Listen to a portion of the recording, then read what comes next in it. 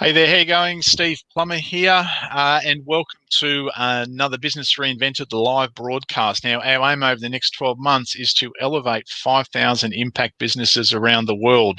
Today's show is brought to you by Business Reinvented Accelerator, where for a limited time, you can get your monthly membership for just $1 US. So go to businessreinvented.com.au/$1 and that link will be below. So it's a warm welcome to my good mate and partner in Business Reinvented, Cam Roberts. Hey, Cam, how you going? Hey, Steve. Hey, everyone. Hope you're all doing well. And we're looking forward to sharing with you today. The Business Live broadcast is all about having confidence in your business, Steve. And, how do you create that confidence and what do you do with it? Interesting topic, Cam, that you don't hear a lot of people talking about, right? I guess I'd probably start, Cam, by saying that there's a real difference between confidence and arrogance, right? And I think when you first start out in leadership roles, and business is obviously a leadership role, you can be trying to come across as confident, and you just end up coming across as arrogant, and there's a real difference between the two of them. And I think importantly, people feel that the most, so you've got to be really mindful of how you do that and how you deal with your confidence, and even how you protect your confidence in business as well. So, look, it's not confidence isn't so much about ability, although again, if you're a graphic artist and someone puts you in an accounting role, for instance, there's a good chance you'll have a confidence problem, right? But so we're not kind of talking about someone totally out of their role and their skill set. The thing with confidence in business, though, Cam, when you're uncertain, you hesitate. When you hesitate, momentum stops, and when momentum stops, you become unsure. And when you become unsure, fear grows from that. And it's a little bit like that analogy of the frog in the slowly rising pot of water. You don't realize it's too hot. In other words, your confidence is shot until your confidence is shot, And so I think one of the first things to consider, Cam, is to be really honest with yourself and where you are and where you're at in your business and in life. I think that's what I'll take a shot at social media here, because it's really easy to believe other people's BS about the things that they show you, right? We see little snapshots on Instagram or Facebook or whatever it might be, or we see someone at a party and you see a snapshot, and it's easy for your mind to then tell yourself that they've got everything together, their business, their relationships, family, whatever it might be, right? They've got everything together. You make that decision based on the snapshot that you see. And you know what social media is like. Here's me at the beach. Here's me out to dinner. Here's me with all my friends, but they don't really know how you are feeling inside and how your business is going. And Cam, we've said this before. You and I have been on big stages, and we've been backstage with a lot of these big gurus. That they're one bad pitch away from losing everything. So they come across with their good presentation, their confidence and all that sort of thing. So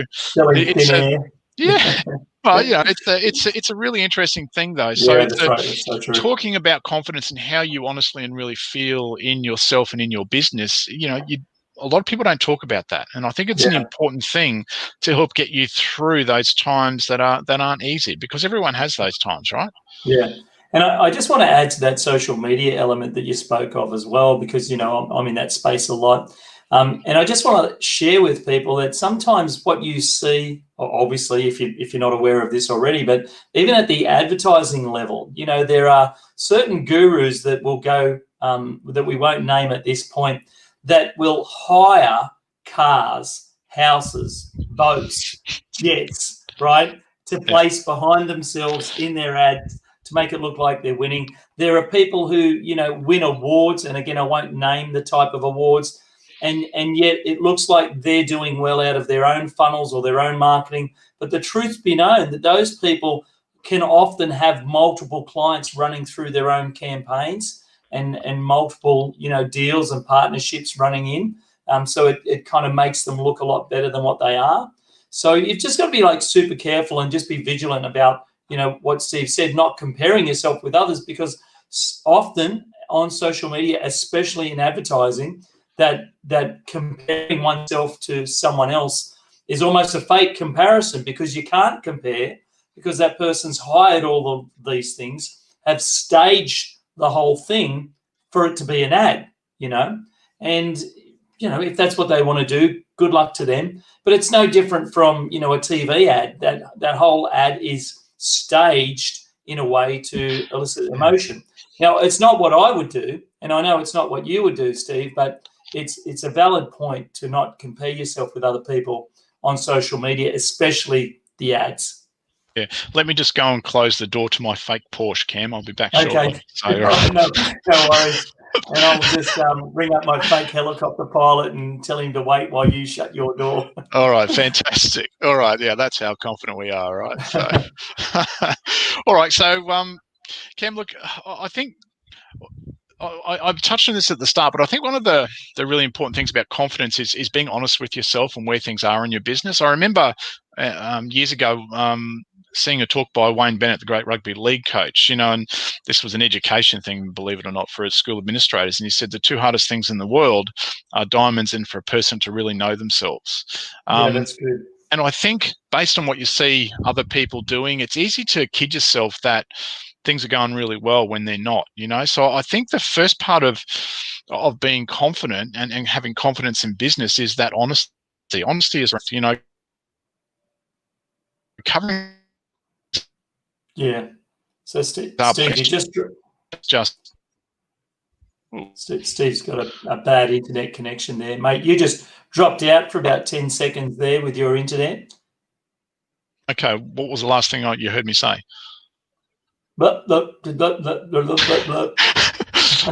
It's the most sense I've made all day. No, honestly, it was a bit about the diamond. You spoke about the diamonds, and then you kind of cut off after that a little bit. So yeah. So I think there's strength in that honesty of being, if things aren't going well, admit that to yourself, right? That's so good. And then if talk that out, because when you squash things down, I'm just learning all of this stuff about myself as well. But when you squash things down and ignore them, they don't go away. They just come out somewhere else. And I'm reminded of that of the story of the preacher and at his church, and there was a flood coming, and the preacher said, no, God has promised he'll look after me. And then water started to rise, and everyone said, come on, preacher, you've got to get out of here. And he said, no, God's promised to look out for me. And waters continued to rise. And so all the people left. He got up on the roof because the waters kept rising, and a boat came along, and he said, they said, quick, get in, the waters are rising, you're going to die here. And the preacher said, no, God will look up. And so the boat left, the waters continued to rise. He was staying on his tippy toes up to sort of his chest. Another boat came along, and they said, quick, get in, we can save, we'll provide, the Lord will save me. And then he was just about to go under, and he saw a helicopter come down with the rope, and they said, quick, grab onto the rope, save you. He said, no, it's all right, God said he'll save me. Anyway, the preacher drowned. He gets up into heaven, he's at the pearly gates. St. Peter says to him, so what's going on? I understand, I'm so annoyed. Everyone told me God would save me. And St. Peter said, well, you idiot, we sent you 2 boats and a helicopter. So when we're struggling with our confidence, it's easy to get very insular, right? Whereas that's the time you need to be reaching out for help. It's so easy, we've talked about, to go insular and inward and go, no, I'm okay, everything will be all right. I'll just work a bit harder. I'll take this course. I'll do that. And that's what it is. Yeah. And we've seen that in the clients that we coach, Steve, and the clients that have come out and reached out for us in a mentoring capacity. People reach out to us, and they hook up with us because they think they have a marketing problem, or they think they have a sales problem. And we've discussed this before. 70 to 80% of the time, it's actually a confidence problem. It's not the little tweak about the product, or renaming a program, or is it Facebook ads or YouTube ads, or is it Google SEO or a new funnel? That's really the last 10 or 20% of the whole thing. Most of the time, if we can help them with their confidence and help them realize, it's where they are now, like helping them understand where they are right now, and then building that confidence up, they can then move forward and start accepting some of those things that they need to work on internally, which then, change their external world in their business. Yeah, it's a really good point, Cam. You're spot on. It often is, what do I do? I'm frozen. I don't know whether I say, and it is that confidence and clarity. People, like I said at the start, when you start to become uncertain, you hesitate. When you hesitate, you sort of momentum, you kind of freeze, and it's kind of like, what the hell do I do now? And so it's a really valid point. Yeah. All right, Cam, I'm mindful of time. Moving forward, what else? Yep. Else care about confidence? Confidence in your teams, like, having confidence in your team and giving them the ability to fail. Like, it's okay to fail. We're all humans, and not creating that atmosphere within a team environment that you as the leader, expect perfection, because it doesn't exist. It doesn't exist in the athletic world. It doesn't exist in the arts. It doesn't exist in movies. They have take 1, take 2, take 3, take 4. Even the Brad Pitts and the Hollywood movie stars wouldn't get it first time every time. That's why they have takes. That's why they have video editing. So, you can't expect perfection off your teams as well. You've got to expect that people will make mistakes, and that's part of learning, and let them fail every now and then, and that's okay too. And we see that in the sporting world. That's one of the great, catalysts for someone to get even better. I remember reading many, many years ago about Michael Jordan, and one of the things that he failed at was he failed to get on his high school basketball team. And that motivated him to, go out the back and practice and practice and practice and just keep reshooting and work harder than anyone else, and became one of the most, well-known and greatest basketball players of our modern time, and such a great brand, with Nike and all of that, the Air Jordans. So, that came about by someone, failing, didn't make their high school basketball team. So, you've got to do the same for your own team. You've got to let them fail and let them learn by their mistakes. Yeah, just on that, Cam, just to add one more point. It doesn't let laziness or sloppiness in, but that's right. Mistakes done. Yeah, absolutely. Mistake. That's where our greatest learnings as professionals. It's when we make mistakes. So it's kind of like, I won't do that again. I'll learn from that. But again, not about being lazy or sloppy, right? Correct. Yeah. And, often it's just the label. So you could swap the word mistakes out for like trials. You know what I mean? Like it's trial and error type of thing. And, all great marketers, if they're really honest with themselves, and you and I always have this conversation with clients, and if you get a marketer and they don't have this conversation with you, you need to run away from them. But all marketing is trial and error. There is no marketer on the planet, Steve, that knows 100% for sure and for certain that the next funnel is going to work, the next ad campaign is going to work, the next direct response marketing piece is going to work. The next guy who gets up on stage and pitches his thing, and does his, great presentation, he or she doesn't even know if it's going to work in front of that particular audience, right? Yeah, at that time. Yeah. At that time, in that environment, in that economy, often as it could be put down to who spoke before them, and how many people lined up for their credit card and swiped their card for the next course, So it's really a matter of trial and error, and that's part of that, letting your team develop that and letting you do that in your own marketing as well. Yeah, it's a good point, Cam. Unless you've, like you and I, unless you're just a yourself in distinct marketing, you're not really in the game, right? That's right. Yeah. No one gets it right all the time. Yeah. And secondly, it's guess and measure. No one, like you said, no one knows for certain whether or not it's going to work. You've got to test it, or you've got to guess and hope that it's right. Yeah. Test, guess, and measure. Absolutely, Steve. 100%. Yeah.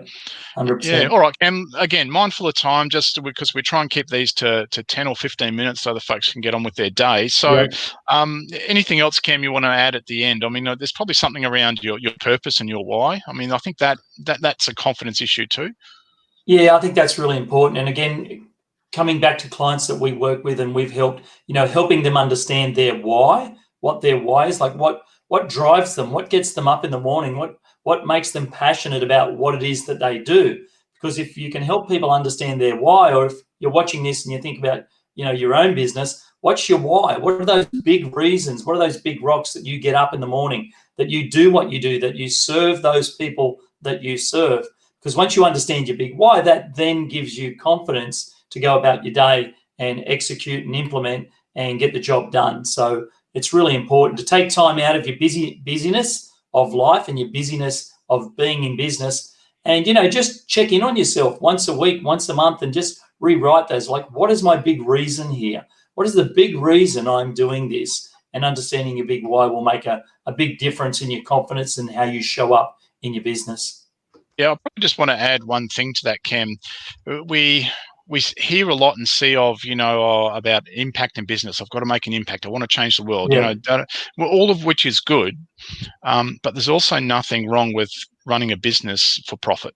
Because That's right. I guarantee you can't make an impact, a big impact on the world, if you're not making a money to support that. All right. So I think there's, in trying to almost be noble, we've lost the sight in some respects that business is about a profit, and it's okay. In fact, it's desirable and necessary to run your business to make a damn good profit. Yeah.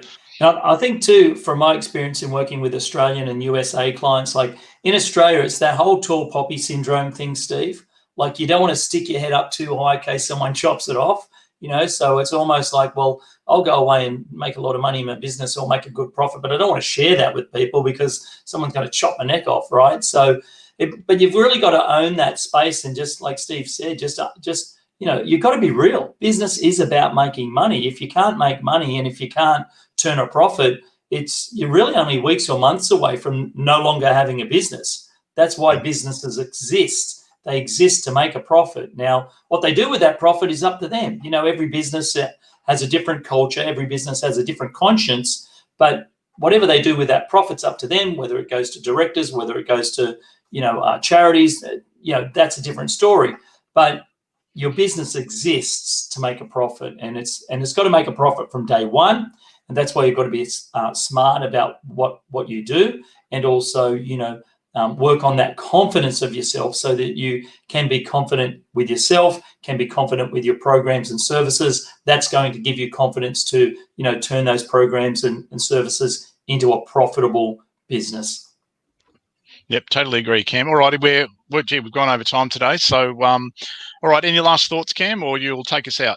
No, that's it. So for folks that want to, reach out to Steve and I, just click on the links below. We'll put the links in the comments below this video. We've got a $1 offer there that Steve said at the start of the show. The reason that we have that $1 offer is so people can experience us. It's a great way to get access to our collective wisdom and collective genius. And it's a good way to kind of, get even more than what we're producing now. So we'll be in your inbox every week. So check that out, our $1 offer. I'll put that in the link below. Otherwise, go to businessreinvented.com.au/$1. And you can see our previous shows over there as well. So that's a wrap for today. Thanks very much, Steve. Appreciate that. Thanks, Cam. Yep. All right. Remember, jump into the boat or grab onto the helicopter, right? If you need help, reach out and grab it. Absolutely. All right. Thanks, Steve. Thanks, everyone. Thanks, Cam. See you, everyone.